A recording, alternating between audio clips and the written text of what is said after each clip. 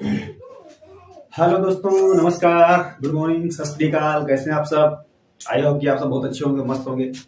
आपकी पढ़ाई भी बहुत बेहतरीन से चल रही होगी। ठीक है, मैं परावर्तन अपवर्तन का एक वीडियो ले आ रहा हूँ। छोटा है, मतलब बहुत डिटेल में नहीं बताऊंगा, सिंपली बताऊंगा आपको। ठीक है, जो तुम्हारे काम आएगा।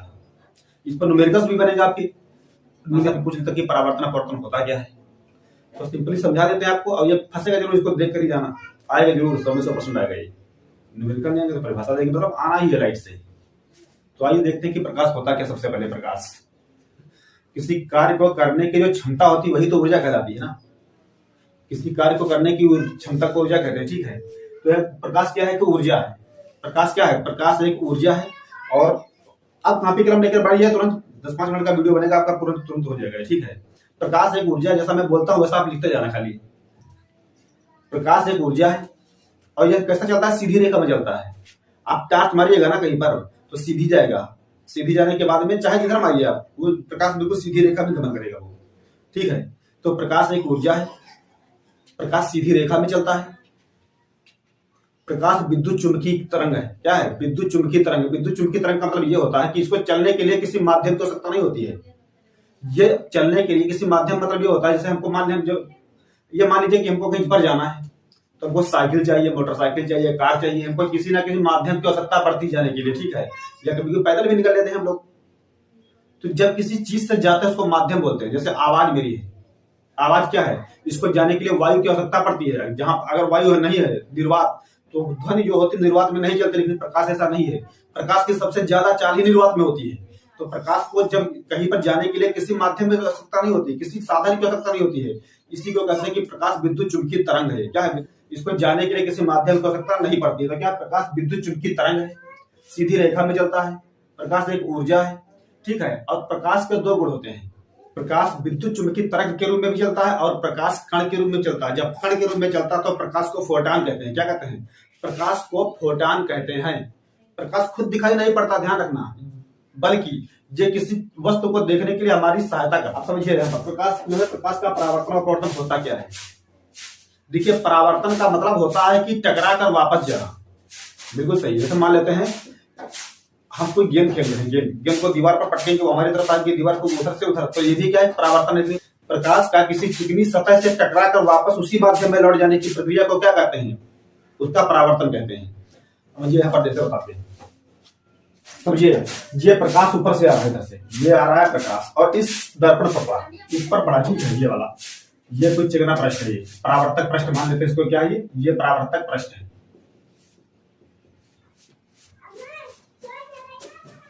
ये परावर्तक पृष्ठ है।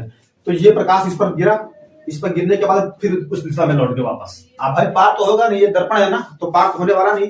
तो प्रकाश जब किसी चिकनी सतह पर गिरता है तो वहां पर टकरा कर वापस लौट जाता है। और इस घटना को कहते हैं प्रकाश का परावर्तन। इसको क्या कहते हैं? इस घटना को कहते हैं प्रकाश का परावर्तन। ओके, अब देखिए, जब प्रकाश ऊपर से गिरता है किसी दर्पण के ऊपर, कभी तुमने देखा होगा बचपन में तुम लोगों ने, ठीक है, चेहरा देखा आपने शीशे के अंदर, और उसी शीशे से क्या किया? दर्पण से क्या किया? सामने अगर कोई कुछ खड़ा है, उसी शीशे से क्या किया? अगर कोई उधर खड़ा है तो क्या करते थे? ऐसे लगाते थे ऐसे, और उधर से प्रकाश आया, ये प्रकाश उसके मुंह पर डालते थे उधर, ठीक सामने ही। तो कहता था, अक्सर किया होगा बचपन में। ठीक है, और खास करके लड़के तो बहुत करते थे ऐसे। ठीक है, छत के ऊपर निकल जाते थे। ये प्रकाश का परावर्तन लौट जाना। कभी भी घर में तुम मम्मी से मांग रहे होगे कोई चीज का, ठीक है, कि मम्मी हमको मिल नहीं रही, कहीं कुछ कोई चीज दीजिए हमको, तो क्या कहती है वो? कहती है कि दिखाई नहीं पड़ा तुमको? नहीं दिखाई पड़ा? हमारी आंखों से देखो ना, हमारी आंखों से देखो। तो वो क्या करेगी? तुम उनकी आंखों में देखो, उधर जहां सामान रखा उधर वैसे देखेंगी, तो तुम्हारी आंखें वहां तक आई, तुम्हारी निगाह इधर तक आई। ठीक है, और वो निगाह मम्मी की निगाह से टकरा कर उधर चली गई दूसरी तरफ। मतलब वो देख कहां रही? देखिए वहां पर, तो तुम्हारी निगाह इधर से उधर भी चली गई, वहां पर देख रहे हो, उधर घूम जाओगे कि हाँ सामान वहां रखा है, तो तुम्हारी निगाह का परावर्तन हो गया। ठीक है, तुम्हारी नजर का भी परावर्तन हो गया। ठीक है, और देखिए यहाँ पर ये मान लेते हैं परावर्तन पृष्ठ है। ये प्रकाश की आने वाली किरण को आपतित किरण कहते हैं। क्या कहते हैं? आपतित किरण। आपतित किरण। और जब टकरा कर वापस जाती है इसको कहते हैं परावर्तित किरण। क्या कहते हैं? परावर्तित किरण। ओके, यहां पर जिस बिंदु पर गिरता है, यहां पर परावर्तक पृष्ठ का एक बिंदु होता है ना यहाँ पर, और इस बिंदु पर जब टकराती है जिस बिंदु को, जहां पर से अगर हम यहाँ पर कोई एक लंब सीधा डाल दें, ठीक है, यहाँ पर कोई एक लंब डाल देते हैं ऐसे,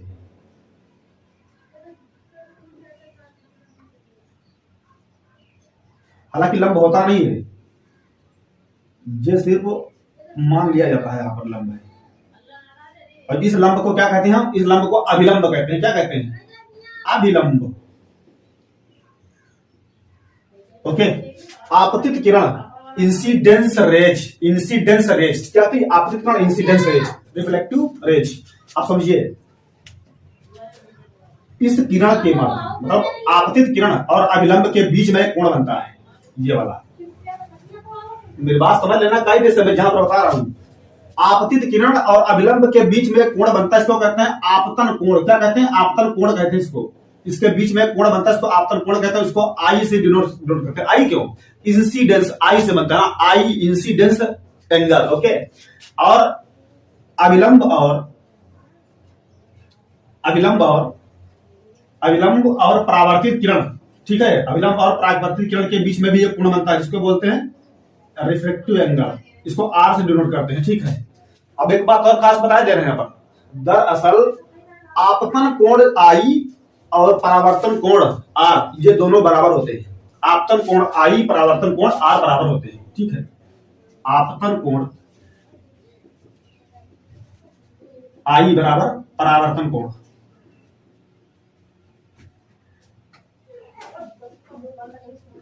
ये क्या होगा? आर, यानी एंगल, ये होगा एंगल आई बराबर एंगल आर। ओके, एंगल आई बराबर एंगल आर, ये बराबर होता है। ये दोनों, इसके दो नियम होते हैं खाली। कितने होते हैं? परावर्तन के दो नियम होते हैं। परावर्तन के दो नियम होते हैं।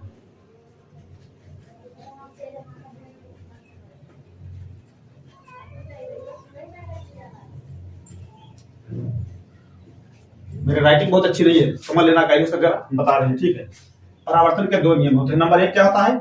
आपतन कोण आई और परावर्तन कोण आर बराबर होते हैं, ठीक है। पहला नियम है कि आपतन कोण आई और परावर्तन कोण आर, ये दोनों क्या होते हैं? बराबर होते हैं। दूसरा नियम क्या होता है कि आपतित किरण, परावर्तित किरण और अभिलंब, ये तीनों एक ही तल पर होते हैं। आपतित किरण, परावर्तित किरण और अभिलंब तीनों क्या होते हैं? एक ही तल पर होते हैं। आपतित किरण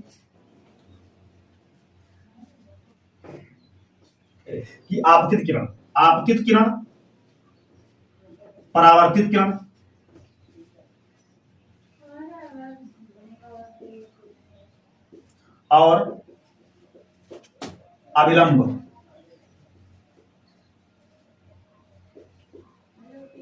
तीनों एक ही तल पर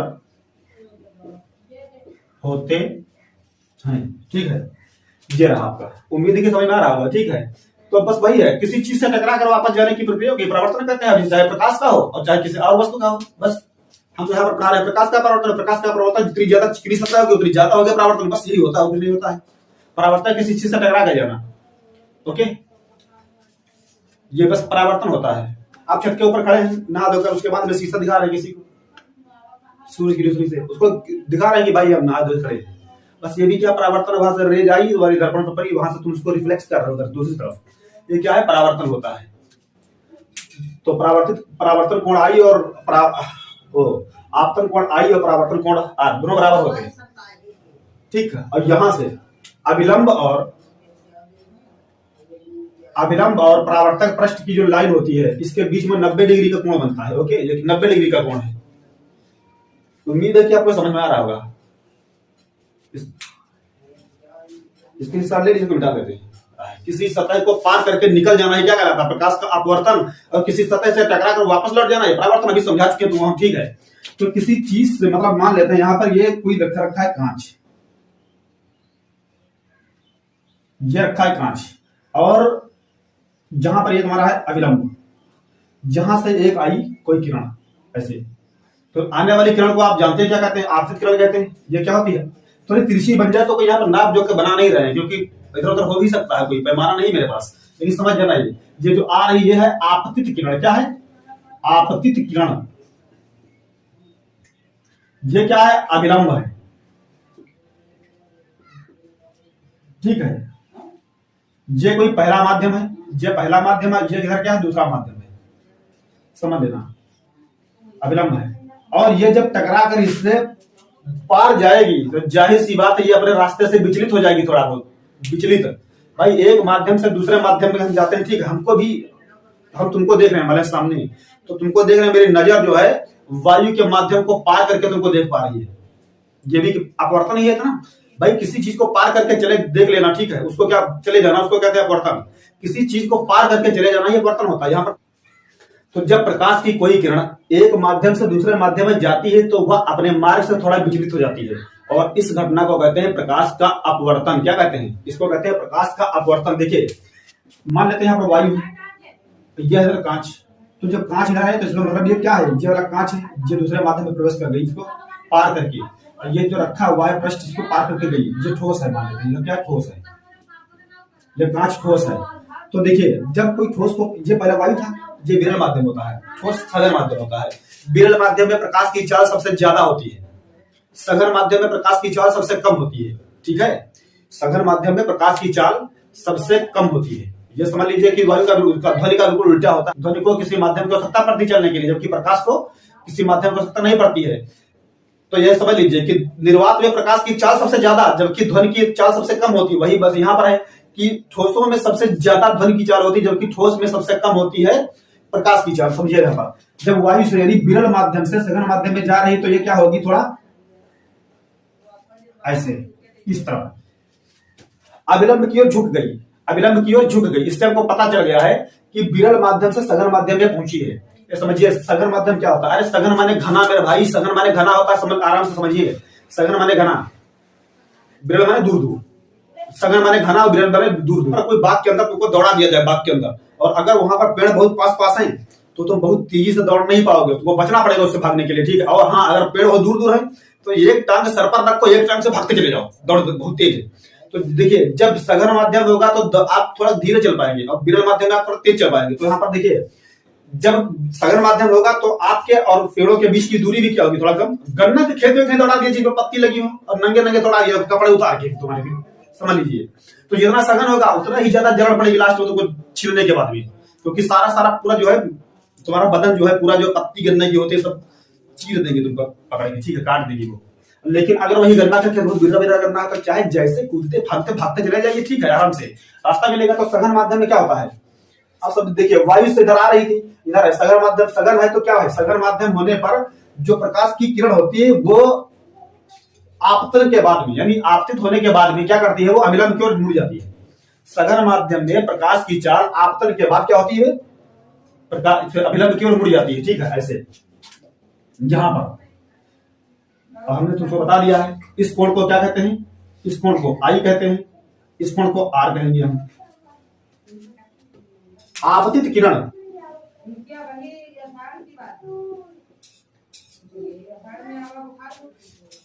आपतन कोण अविलंब और आपतित किरण के बीच बनता है, जबकि अपवर्तित कोण, ठीक है, अपवर्तन कोण जो होता है ये होता है आई अपवर्तन कोण, आई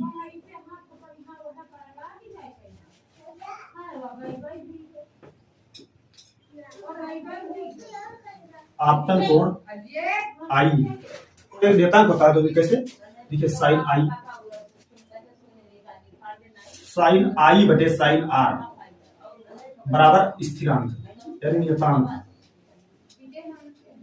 और इस नियतांक को कहते हैं म्यू या फिर यन, ठीक है, म्यू या फिर यन, यानी इसको कहते हैं अपवर्तनांक। अब समझ लीजिए दोस्तों किसी दिए के बाद साइन आई और साइन आर का जो अनुपात होता है, एक नियतांक होता है। इस नियतांक का नाम होता है या तो यन कह दीजिए या फिर म्यू कर दीजिए, इसको कहते हैं नियतांक, को अपवर्तनांक कहते हैं। क्या कहते हैं इसको, अपवर्तनांक कहते हैं। यानी साइन आई बटे साइन आर बराबर यन, ये क्या होता है, ये अपवर्तनांक है, ये अपवर्तनांक है, ये अपवर्तनांक है। और इसे स्नेल का नियम भी कहते हैं, इसे स्नेल का नियम भी कहते हैं। साइन आई बटे साइन आर बराबर यन। लेकिन इसको जब स्क्रीन शॉट बताते हो, यन इक्वल टू साइन आई बटे साइन आर, ये वाला, इसे स्नेल का नियम भी कहते हैं, इसे स्नेल का नियम भी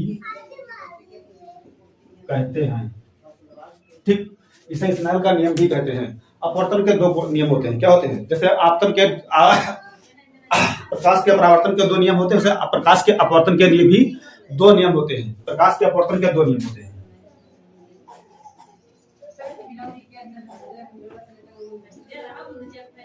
प्रकाश के अपवर्तन के दो नियम होते हैं।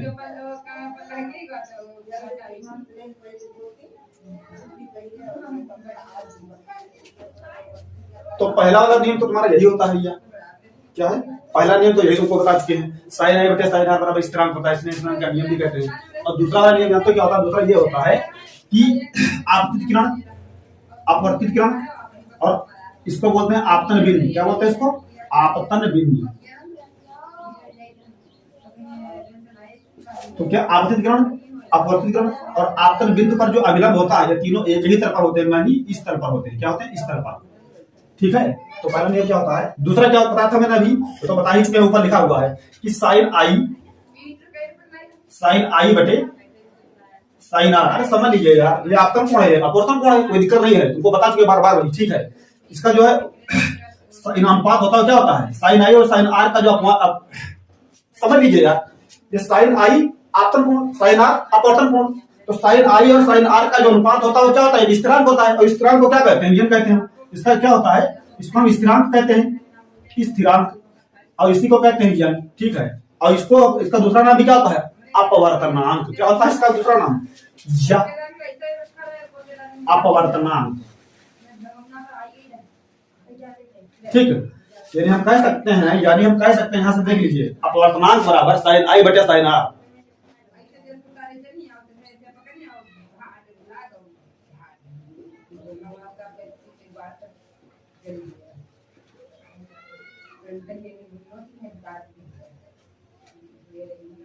ईयर बना हुआ, ईयर बना हुआ, म्यू बना दीजिए, कोई भी दिक्कत नहीं। स्क्रीनशॉट ले लीजिए, मिटा देते हैं इसको। अपवर्तन के समझिए, पदार्थ के अपवर्तन के अनुप्रयोग कहाँ कहाँ होते हैं, आप बताते हैं कहाँ। देखिए समझिए, दरअसल तारों का टिमटिमाना।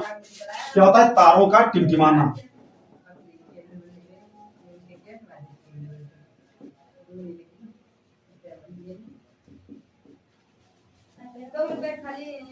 तारों का टिमटिमाना क्या है? प्रकाश का अपवर्तन है। जो कैसे? जब प्रकाश वहां से चलता है तो हमारी आंखों पर पड़ता है, तभी हमको वो चीज दिखाई पड़ती है कि वहां से प्रकाश आ रहा, तारा दिखाई पड़ता, वरना नहीं दिखाई पड़ता। ठीक है, तो समझिए तारों का टिमटिमाना कैसे होता है? जब वहां से प्रकाश चलता है तो प्रतिक्षण जो होता है वायुमंडल में घनत्व कहीं पर कम होता है, कहीं पर ज्यादा होता है। ठीक है, और हर वक्त जो है अपवर्तनांक बदलता रहता है। क्या होता है? उसका अपवर्तनांक बदलता रहता है। जब अपवर्तनांक बदलेगा तो जाहिर सी बात है हमारी आंख पर कहीं पर रोशनी आएगी, कहीं पर नहीं आएगी, तुरंत बार बार आएगी, घटेगी। तो इसी से क्या करता है? ऐसा लगता है कि सब तारा हमारा क्या टिमटिमा रहा है। वायुमंडल में सब नहीं था, वायुमंडल में जो हवाएं चलती है ये थोड़ा हीला कर दिया गया। ठीक है, ऐसा गमन करती रहती है इधर उधर। ठीक है, तो कहीं पर मतलब जो है अपवर्तन ज्यादा, कहीं पर अपवर्तनांक ज्यादा, कहीं पर कम, कहीं पर घनत्व ज्यादा, कहीं पर सघन माध्यम। मतलब तो इससे क्या होता है? प्रकाश इधर उधर जो जैसा गमन करता रहता है, तुम्हारी आंखों पर आएगा जाएगा, ऐसे तो लगेगा कि तारे टिमटिमा रहे हैं। तो तारों का टिमटिमाना होता है, जो वो किसका उदाहरण है? अपवर्तनांक का। तारों का टिमटिमाना प्रकाश के अपवर्तन का। अपवर्तन के फलस्वरूप कोई भी चीज हमको अपनी वास्तविक स्थिति से थोड़ी उठी हुई दिखाई पड़ती है। क्या होती है? अपवर्तन के फलस्वरूप कोई भी जो वस्तु होती है वो हमको हल्की से उठी हुई दिखाई देती है। पानी में अक्सर देखा होगा, पानी में जो कोई चीज हमको दिखाई पड़ती है तो लगता है ये तो बहुत नजदीक है, लेकिन हकीकत में जब उसको पकड़ेंगे, ठीक है, तो जितनी दिखाई पड़ती है वास्तविक गहराई उससे ज्यादा होती है। यानी अपवर्तन के फलस्वरूप हमको कोई भी चीज जो दिखाई पड़ती है वो अपनी वास्तविक स्थिति से थोड़ी उठती हुई दिखाई पड़ती है, हल्के से ऐसे। जब उसको पकड़ोगे तुम तो मिलेगा नहीं, जहां पर तुमको लग रहा वहां पर है, वहां नहीं होगा, उससे नीचे होगा। तो अपवर्तन के कारण ही वो चीज हमको उठी हुई दिखाई देती है। और एक चीज है, तीसरी क्या होती है? बाल्टी में कोई चीज अगर कोई क्षण पड़ी है, बाल्टी के अंदर, पानी के अंदर पड़ी हुई है, ठीक है, तो द्रव के अंदर डूबी हुई है, तो क्या होता है? वो हमको हल्की से तिरछी दिखाई पड़ती है, ऐसे, मतलब जो है इस तरीके से। द्रव में डूबी हुई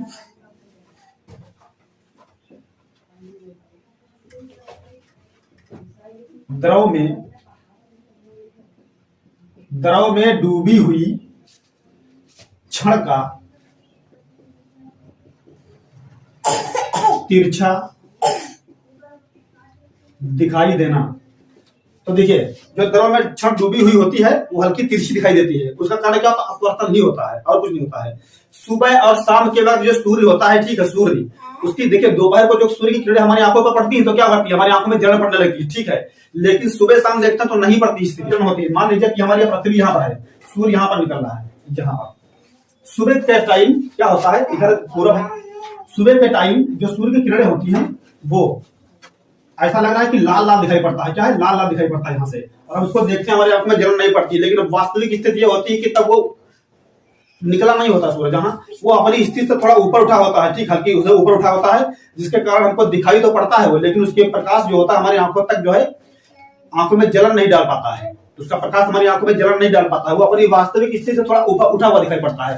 वैसा अस्त होने के टाइम में भी होता है, ये अस्त हो जाया करता है, ठीक है, लेकिन अपनी वास्तविक स्थिति के कारण थोड़ा ऊपर दिखाई पड़ता है, जिसके कारण हमको देखते हैं लाल लाल दिखाई पड़ता है कि हाँ सूर्य है, लेकिन हकीकत में वहां पर होता नहीं, वो उसके नीचे होता है और उसका प्रकाश हमारी आंखों तक सीधा नहीं पहुंच पाता, जिससे हमारी आंखों में जलन नहीं पड़ती है। तो ये क्या है? सूर्य जो है, सूर्यास्त और सुबह के समय सूर्य का दिखाई देना, सूर्यास्त और सुबह के समय सूर्य का दिखाई देना भी क्या है? किसका उदाहरण है ये अपवर्तन का ही एक उदाहरण है।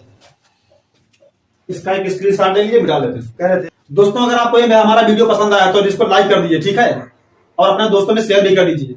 और अगर आप चाहते हैं कि इसके वीडियो ऐसे आपके पास लगातार आते हैं तो सबसे पहले अगर आप हमारे चैनल पर नए हैं उसको सब्सक्राइब कर लीजिए और बेल आइकन की घंटी जो ऑल वाली दबा दीजिए, जिससे जितने भी नोटिफिकेशन आएंगे हमारे वीडियोस के वो सबसे पहले आपके पास जाएंगे।